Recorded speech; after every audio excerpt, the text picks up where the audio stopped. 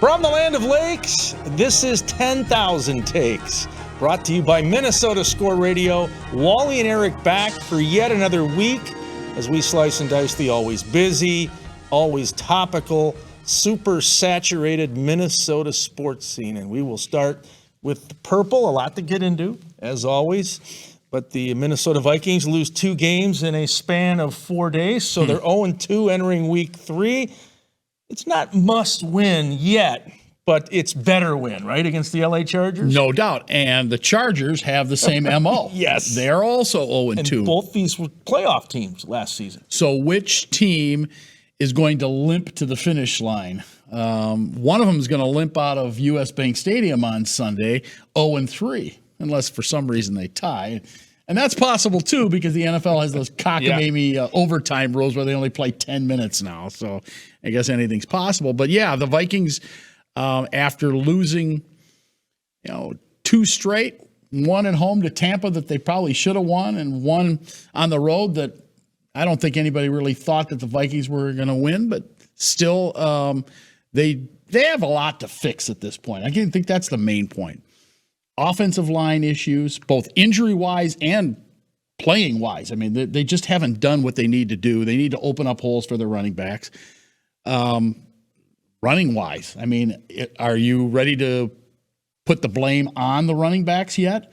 Is it the offensive line? Is it the play calling? Did they give up on the run too soon? It's got to be a combination. First of all, they don't have a road grading offensive line, right? I mean, I know they picked up this, I believe it's Dalton Risner earlier in the week, former Denver Bronco. So they're already admitting they need to fortify the O-line. They need road graders, and they need people who can also keep Kirk Cousins upright. But you can't give Alexander Mattison just 8 carries and expect him to be lights out. So you have to commit to the run.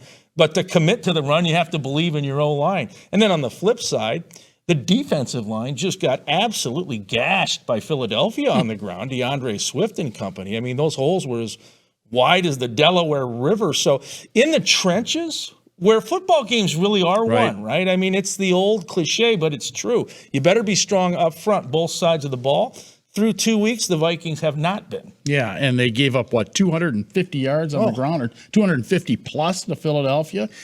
And I think Tampa figured out, too, the Vikings aren't stopping the run, so we'll run the football more. And it made Baker Mayfield a better quarterback in the second half of that game. It will be interesting to see what the Chargers do, because when you think of the LA Chargers, you think of Justin Herbert and that aerial assault they are capable of. But will we see more of the ground game, given the success the Eagles had and to some degree the Buccaneers? I don't think there's any question, although most teams, like the Chargers in this case, are predicated on the pass before the run. So don't think that they're not game planning for it, and they're looking at it and say, okay, if we can't get what we want through the air, we might as well run the football, because the Vikings haven't done a very good job of stopping it. They have not. Homecoming for Eric Kendricks. I know he's really a Cali guy. He played at UCLA, grew up in Fresno, but Minnesota became his second home. No doubt. I thought he was the heart and soul of that Vikings defense. A great guy, in the community and especially in the wake of what happened with George Floyd and all of that. So he comes back to Minnesota. They miss him. They do miss him. He's a locker room guy, and I hope the Purple Nation gets on their feet and gives him a standing O. I would think they would. I mean, Eric Kendricks was a beloved figure here in Minnesota. Yeah, no question. And, along with him, I think they missed Patrick Peterson. I think they missed Zadarius Smith. I mean, you can go down the line. The list of guys that have left the Vikings or were sent away, the Vikings felt they either couldn't afford or didn't want anymore on the defensive side of the ball. And although I will say this, and I think you and I agree on this, the defense has played pretty well. I think I like their style of defense. I like what Brian Flores has done with the defense. They mix their coverages. They blitz. There's all kinds of different things going on. They're not very predictable like I thought they were last year. And I think in the long run, they'll be fine defensively. If they can figure out how to stop the run, I think that they're going to be just fine. It's running the football and stopping the run. And how many times have you heard that? Well, you hear it almost weekly at any level of football. Right, exactly, forever. The other thing that can be the tipping point in a football game is turnovers.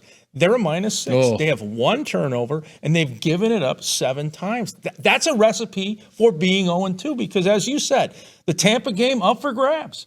Really, they had a chance to beat Philadelphia. If Justin Jefferson can hold on to the ball as he tries to stretch it across the pylon in an effort play by Jay Jets, but instead it becomes a touchback, that might be a whole different outcome in Philadelphia. So I think with the Chargers and the Vikings, 2 desperate teams who were in the playoffs a year ago, high hopes this season, Right. The team that is cleaner, plays a better game and is crisp, penalties, lack of turnovers, that team will win. 0-3 is going to be tough to make the postseason. No doubt. Yeah. Except if they're in the NFC North. So, and everybody lost last week in the NFC North. So Yeah, you're right. So it'll be an interesting Sunday inside the House of Noise. Chargers and Vikings. Stick around. Much more coming up. We are 10K Takes, your purple ticket. The excitement is real at Fond du Lac Casino. With over 650 slots to play, there's always something going on right in the heart of downtown Duluth. Come in to enjoy 2 floors of entertainment where you'll find some of the hottest new games along with a number of the old favorites. Play at your comfort level, all the way up to high stakes where the payouts can be huge. Relax in a comfortable atmosphere and maybe get a beverage while you gather and have fun with your friends. Open 7 days a week so you can have a great time out at Fond du Lac. I've been meaning to give you these for many years. I think they're perfect.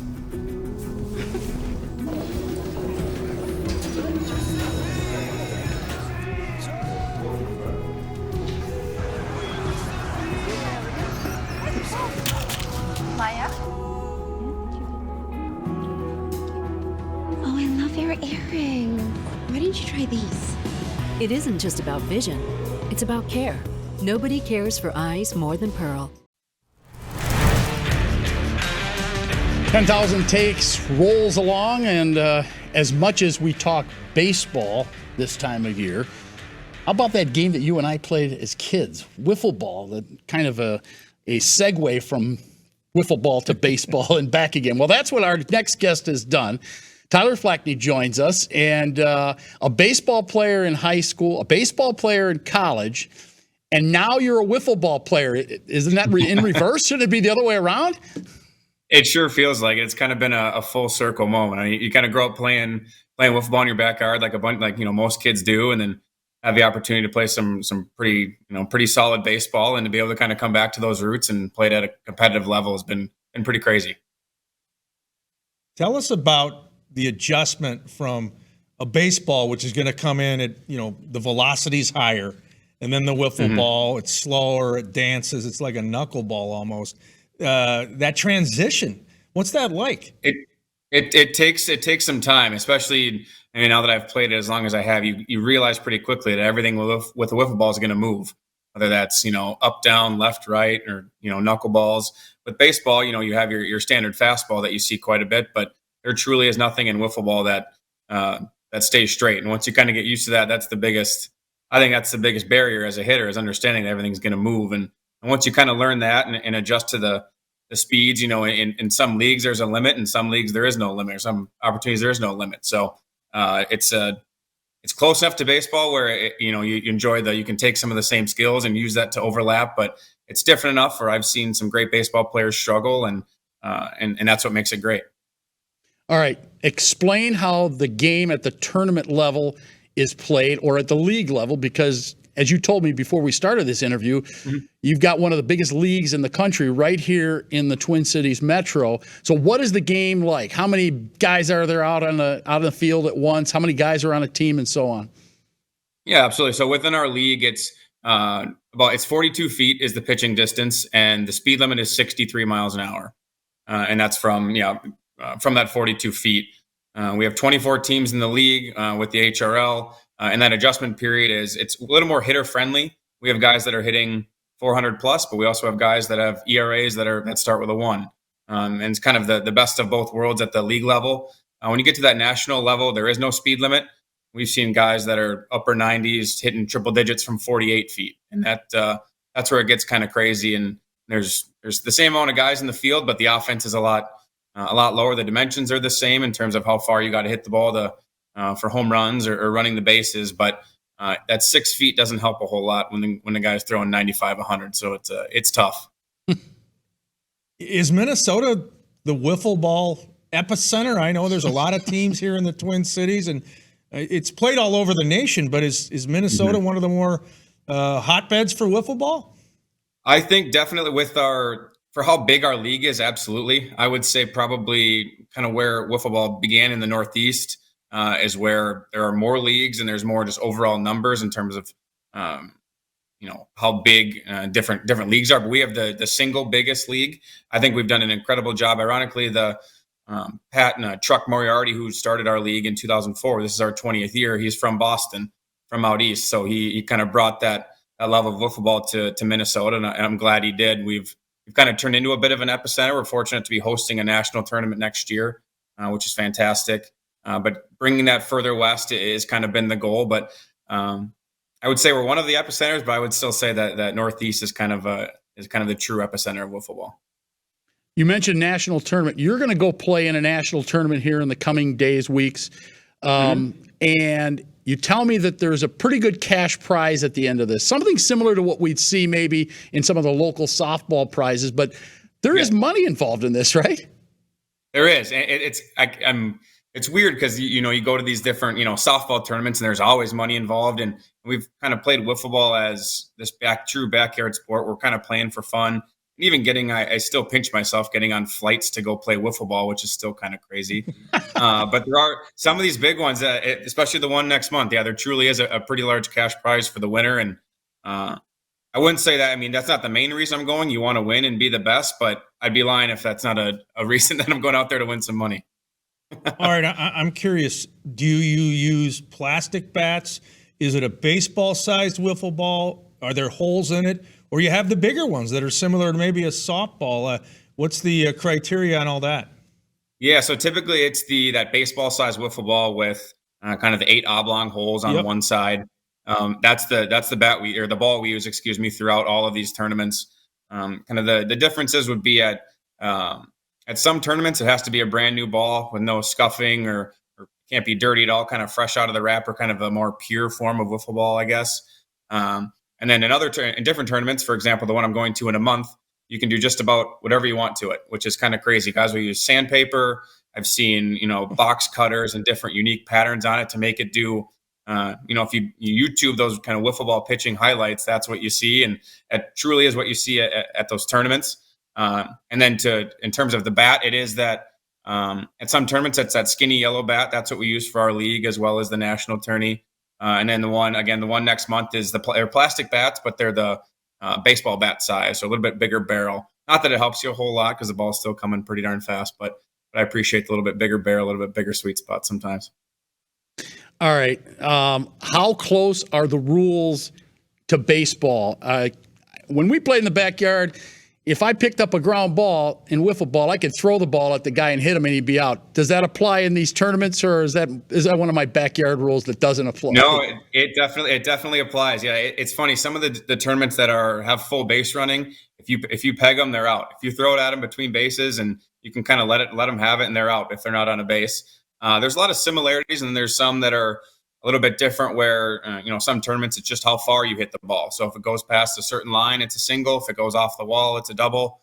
And there's no base running involved. So you just need to keep track of that. I appreciate the base running aspect of it because I think that's part of baseball. And I think that's just closer to what baseball is. So there's a lot of similarities, but there's a lot of differences. I mean, there's not a lot of leagues or setups where you have to throw the ball to first base, just like you would in baseball. A lot of times it's either fielding the ball cleanly as an out or getting the ball to the pitcher. And a lot of tournaments there, it's an 8-foot diameter circle where you get the ball in there before they get to first, they're out. So there's a lot of similarities, but there's a lot of differences to keep the balance. From a weather standpoint, is wind the great equalizer? Is that your enemy, or maybe it can be your friend depending on which way it's blowing? Absolutely. Yeah, that's a great point. It can be your friend if it's a pitch that you like to throw that likes to go left or right. It'll accentuate it even more. But if that wind's blowing in, it's a 1-0 game is just about guaranteed at that point. It's hard to anything into the outfield in some of these games. So I mean, even on those hot days, you can appreciate a breeze. But as a wiffle ball player, sometimes you're like, I wish it was stale out here so we could just play ball. But it truly is. It's a big factor in a lot of those games. Absolutely. I hear you had one of your tournaments or some games you played in on ESPN. Is that correct? Or one of the ESPN channels? Yeah. So initially the tournament that we went to, the national tournament outside of Pittsburgh in July, the championship game was on ESPN Plus, which we weren't involved in. We finished 5th in that tournament. But the following week, I was asked to play in the All-Star game from that tournament on ESPN2, which part of ESPN the Ocho, which was last month in early August. To come down and be a part of the All-Star game. That was in Rock Hill, South Carolina. I was there for all of 25 hours, but we were able to play the All-Star game on ESPN2 live. And that was an incredible experience, but that was and happened to play pretty darn well too, which helped the cause. But yeah, was on ESPN last month, which is still crazy to tell people. So what's a tape measure blast in your wiffle ball league? What's a rocket? What would what would Shohei? How far would he hit in your league? I think anything over probably 125, 130 is kind of pushing it. And with those bigger bats, you see some that are 150 plus, that's a true moonshot, and those are fun to watch. What is what's the end goal for you? What would you like to do in the game of wiffle ball that you haven't accomplished so far? I think I obviously want to continue to grow the game. Our league is in a great spot. If we can continue to push it and make these national tournaments even bigger, would be huge. And continue to win in our league. I think the only true tournament that I haven't won yet that I would love to is ironically this one in next month in 4 weeks is the one that has eluded me so far. So if we can pull that one off in early October, that will be a true icing on the cake for this season and for kind of a checklist of things to do for sure. And wiffle ball is a sport that anybody can pick up, right? Yeah, absolutely. Yeah, you can play in your backyard and go buy a bat and a ball at Target for $7-8, and it's yeah, absolutely cheaper than travel baseball. No kidding. Well, Tyler, we appreciate you spending some time with us and giving us the 411 on wiffle ball and national tournaments and everything else that's going with it. And I believe you me, I'll still be throwing that wiffle ball at those guys running the bases. Oh, absolutely. Feels good. Thanks, guys. All right, thank you. He is Tyler Flakne with us here on 10,000 Takes. We'll be whiffing some more here right after this timeout. Stay with us. I've been meaning to give you these for many years. I think they're perfect.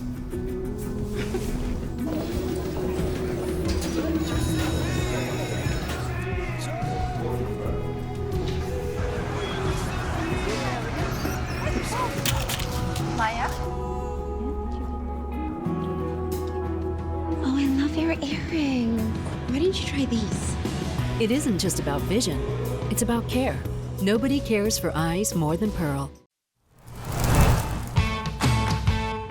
Well, they're not 0-2, but 2-1 is something that I'm sure that PJ Fleck would rather be 3-0, obviously. But his team, they just aren't scoring touchdowns right now. You know, they have not put points on the board when they needed to, and that was the case at Chapel Hill, North Carolina. So they are 2-1. They've got a road game against Northwestern, then they come home for another non-conference against Louisiana, and then things get really thick. Iowa, and then Michigan, and the list goes on. It's going to be a tough road for them. Yeah, I feel like the North Carolina game, that's a ranked team, the Tar Heels. That's revealing because, the next 2 weeks, the Gophers may find a way to get to 4-1, and that'll look good. If you're sitting out there in Boise, Idaho, or Portland, Maine, Minnesota's 4-1, they must be good. Then Michigan comes to town. Right. Then we're really going to find out how good they are with the little brown jug on the line. But, they go into Chapel Hill, and it was competitive for a while, but in the end, North Carolina pulls away. I'm hearing that heat cramps is the big reason, right? I mean, come on, you knew it was going to be hot in North Carolina. I mean, it's almost to the south, right? It is south. Yeah, it is south. It's not deep south, but it's mid-Atlantic south enough. Yeah. So come on, that's the kind of game. Had they won, then they're a ranked team. I just think the Gophers right now are probably average.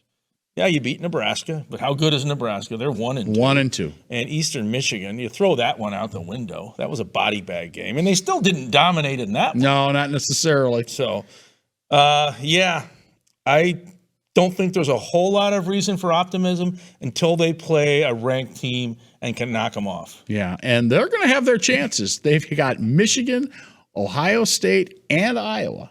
And Lord knows Wisconsin will probably be ranked when they play them. And, we've been pounding on this drum, but it's reality. If they don't take care of business this season and make some hay while the sun is shining in the Big Ten West, when's that going to happen? I mean, look at these teams coming in. We know about USC, right? I mean, they have a pedigree. UCLA is pretty good. They've gotten better. They've gotten a lot better with Chip Kelly, and they had DTR. He's now with your Cleveland Browns. They have a new young quarterback. Washington is very good. Let's not forget, they're the last Pac-12 team to play in the Fab Four. That wasn't that long ago. How about Oregon? And Oregon, I was just going to go there, and they play Colorado this week in Eugene. Coach Prime goes to the land of Nike. That ought to be a fun one. Yeah. So, yeah, it's not going to get any easier in the Big Ten, is your point, and the Big 18 as it will be starting next year. Okay. We shouldn't go any further without mentioning the Twins as they get closer and closer to clinching. And, this has basically been a done deal here for the past couple of weeks. But do you have a preference as to who they want to play in the postseason? Right now, if the season were to end today, as of the timing of this taping, it would be the Texas Rangers. I'd say that'd be a good matchup for them because they did really well against Texas, if you remember, taking 3 out of 4 here not too long ago. And Texas has been up and down. I mean, they went on a 6-game winning streak, then they lose 3 in Cleveland. And, they were great balls of fire during the summer and not so much later in August. But I'd say Texas is the team that they want to play in that first round. I think you're right. Be careful what you wish for, though. Of Now, course. they won't see Max Scherzer. That's a break.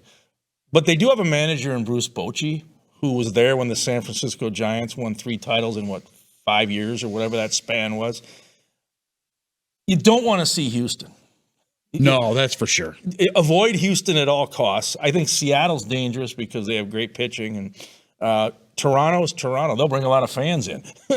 Blue Jay Nation will flock to town, or Blue Jay Province, whatever they call it. I'm with you, probably Texas. I just want to break the losing streak. Well, that's the first thing they have to do, right? 18 in a row in the postseason. Got to end this year.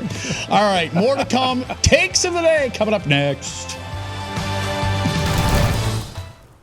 The excitement is real at Fond du Lac Casino. With over 650 slots to play, there's always something going on right in the heart of downtown Duluth. Come in to enjoy 2 floors of entertainment where you'll find some of the hottest new games along with a number of the old favorites. Play at your comfort level all the way up to high stakes where the payouts can be huge. Relax in a comfortable atmosphere and maybe get a beverage while you gather and have fun with your friends. Open 7 days a week so you can Have a great time out at Fond du Lac. I've been meaning to give you these for many years. I think they're perfect.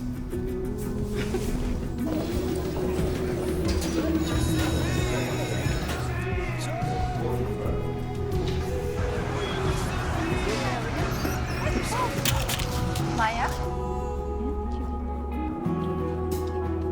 Oh, I love your earrings. Why didn't you try these? It isn't just about vision, it's about care. Nobody cares for eyes more than Pearl.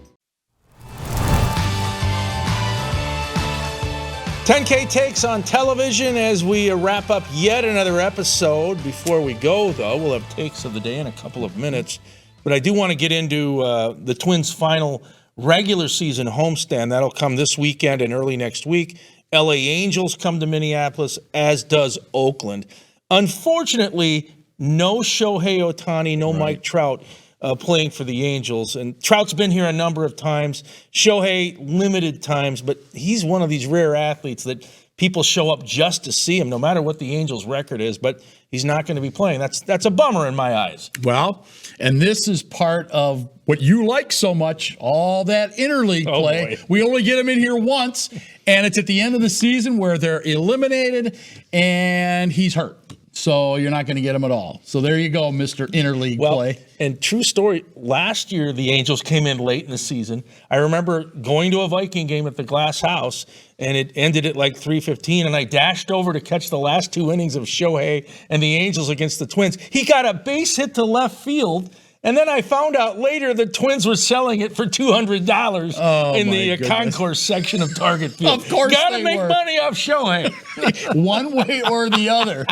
And what about folks who purposely bought tickets to see the Angels because they wanted to see Shohei? I mean, he is the bomb as far as Major League Baseball is concerned. It is real. I saw him play in Anaheim earlier this year and in Oakland, so at home and then on the road. And every time the guy comes to the plate, now he also pitches, although he had an arm injury, so that's not going to happen for a while.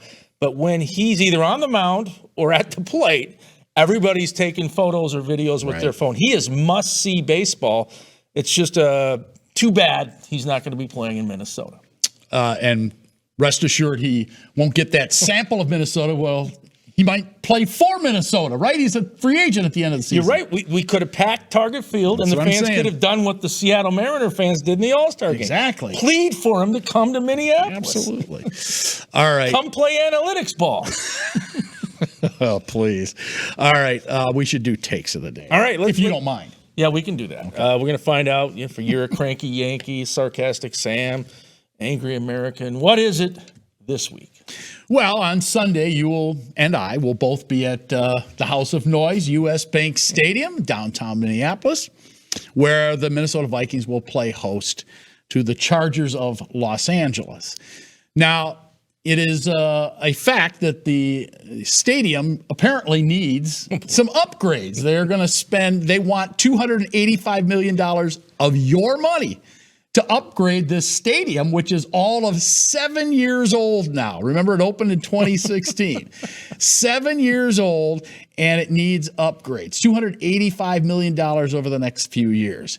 In addition, they want $50 million of your money to build a fence around this thing, a security fence, so you can't walk around this stadium. So there you go, $335 million tax dollars, oh, by the way, in some way, shape, or form, to fix the stadium that was built just a few years ago. All right, let's check out that mood meter. He's in the mellow yellow zone, a sarcastic Sam. Yes. Yeah, you got to have that perimeter around the House of Noise. Ridiculous. This is the Midwest version of the Vatican, right? It's a joke. It's the Kremlin. I don't know. What are they worried about? I don't get it. Do you find a fence around Target Field? Do you find a fence around Huntington Bank Stadium? Do you find a fence around the X? Do you find a fence around Allianz Field? Or Lambeau? Or Lambeau Field? It's crapola. I find it offensive. Offensive, yes. All right. Well, hey, I've got a suggestion. This will be my take. Have the Vikings play there. Trendy Target Field. I was there last Saturday. It was Drake against South Dakota State. Now, it was a body bag game as the Jackrabbits won 70-7 over the Bulldogs. They went back to Des Moines limping, to put it mildly. But it was a lot of fun to see natural grass, the infield dirt, kind of like the old Oakland Raiders when they were at the Coliseum. And there was a good turnout, over 18,000. I think everybody who showed up enjoyed it. South Dakota State brought a band that had to be 100 strong. They had like 8 drummers. Wow. They were into it. And of course, they're the reigning FCS champs, so they have a great program. And I've got a suggestion because they have a heated rivalry, as you know, with North Dakota State. Of course they do. So Dave St. Peter, I like that you're playing football games in your venue. Let's have North Dakota State play South Dakota State somewhere down the road. Guarantee you, 40K will show up. Dakota Nation will invade the Twin Cities. Oh, boy. And the Minneapolis economy will spike because they'll be in the bars and the restaurants and the hotels. It would be a lot of fun to see that. Yeah, and as their head coach told us, and we talked to him on the radio, he says, there's nothing else going on a Saturday. He didn't sugarcoat it. Exactly. Brookings and Fargo aren't exactly Chicago and Miami. All right, on that note, let's FedEx out those thank yous. One to Paul Langfellow, Alex Yambrick, Rocky, David Weld, Tyler Flakne. For Wally, I'm Eric, saying so long. This is 10K Takes, your sports ticket.